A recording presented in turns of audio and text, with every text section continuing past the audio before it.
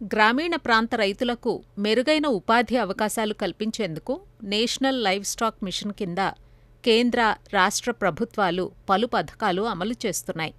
ఇందులో భాగంగా గొర్రెలు, నాటుకోళ్లు, పందులు, పశుగ్రాసాల పెంపకం కోసం లబ్ధిదారుల నుంచి దరఖాస్తులను ఆహ్వానిస్తోంది.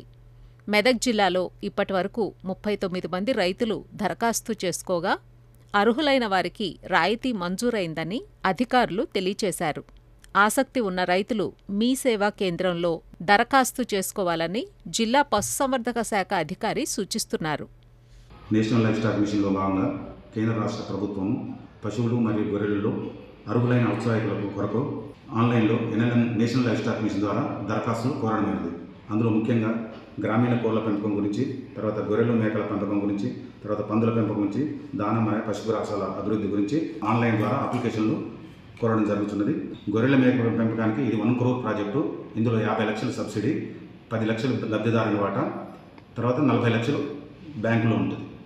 దీనికి కావాల్సిన డాక్యుమెంట్లు ల్యాండ్ ఉండాలి, 5 acres ల్యాండ్ ఉండాలి, బ్యాంక్ కాన్సెప్ట్ కంపల్సరీ 50 లక్షలు, మిగతాది లబ్ధిదారుని వాటా, తర్వాత ప్రభుత్వ సబ్సిడీ ఉంటుంది. గ్రామీణ కోళ్ల పెంపకానికి కావాల్సినవి 50 లక్షలు యూనిట్ కాస్ట్, 25 లక్షలు సబ్సిడీ ఉంటుంది, 20 లక్షలు బ్యాంక్ లోను, 5 లక్షలు లబ్ధిదారుని వాటా. దానా మరియు పశుగ్రాసాల అభివృద్ధి కోసానికి ఇది కూడా 1 crore ప్రాజెక్టు. ఇందులో 50 లక్షలు సబ్సిడీ, తర్వాత 40 లక్షలు బ్యాంక్ లోను, 10 లక్షలు లబ్ధిదారుని వాటా. పందుల పెంపకంలో కూడా ఇది మొత్తం యూనిట్ కాస్టు పందుల పెంపకానికి 30 లక్షలు. ఇందులో 15 లక్షలు సబ్సిడీ, తర్వాత 12 లక్షలు బ్యాంక్ లోన్, 3 లక్షలు లబ్ధిదారుని వాటా. ఇది మొత్తం ఆన్లైన్లో అప్లికేషన్స్ ఇవ్వాలి. దీనికి కావాల్సిన డాక్యుమెంట్స్ ఏంటంటే ల్యాండ్ సర్టిఫికెట్, ల్యాండ్ కానీ లీజ్ సర్టిఫికెట్, అగ్రిమెంట్ సర్టిఫికెట్ ఇవ్వాలి, తర్వాత బ్యాంక్ కాన్సెంట్ కంపల్సరీ, తర్వాత Aadhaar card, bank account number, passbook xerox, తర్వాత క్యాన్సిల్డ్ చెక్ ఒకటి, తర్వాత DPR detail project report CA ద్వారా తీసుకోవాలి, ప్రాజెక్ట్ రిపోర్టు, తర్వాత ఎక్స్పీరియన్స్ సర్టిఫికెట్.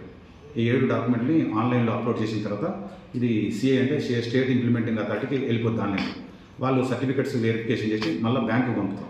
బ్యాంక్ వాళ్ళు సబ్సిడీ రిలీజ్ చేస్తాం, కాన్సెంట్ ఇచ్చిన తర్వాత స్టేట్ లెవెల్ ఎగ్జిక్యూటివ్ కమిటీకి వెళ్ళిపోయిన తర్వాత శాంక్షనింగ్ వస్తుంది.